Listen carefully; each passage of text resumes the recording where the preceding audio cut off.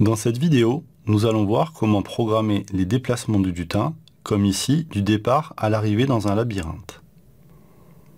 Le programme est déjà initié avec le drapeau qui permet de le déclencher et le bloc réinitialisé qui permet de positionner le lutin dans la bonne orientation au début du labyrinthe. Vous devrez conserver le bloc réinitialisé au début de votre programme, juste après le drapeau vert, et ne pas toucher à sa constitution ici. Quand vous aurez testé un premier programme qui n'a pas abouti, vous double-cliquez sur ce bloc et votre lutin reprend sa position initiale. Cela va vous permettre de construire votre programme en faisant des essais et des erreurs et de le modifier au fur et à mesure. Le chat doit d'abord avancer. Dans le menu Mouvement, vous trouvez le bloc Avancer de 10. Nous testons le programme. Le chat avance très peu. En effet, l'unité utilisée est le pixel.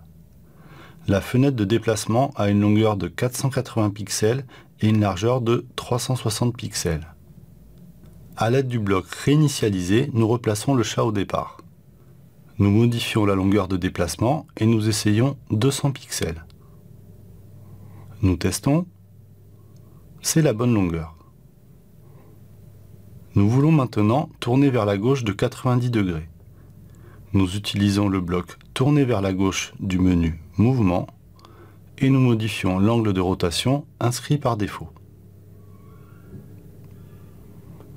Ensuite, il nous faudra avancer de ce qui semble être la moitié du premier déplacement. Nous allons le faire avancer de 100 pixels. Nous testons le programme. Nous arrivons à l'endroit souhaité, mais nous n'avons pas vu les différents déplacements. Nous allons donc insérer entre chaque un bloc Attendre une seconde que l'on trouve dans le menu Contrôle. Nous le dupliquons en faisant un clic droit dessus avec la souris et nous testons à nouveau. Ça fonctionne. Il nous reste à tourner à droite de 90 degrés et avancer d'une longueur qui semble être de 50 pixels.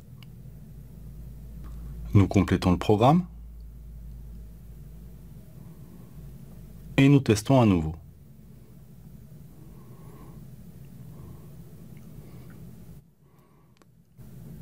Nous avons atteint l'objectif souhaité et construit un premier programme.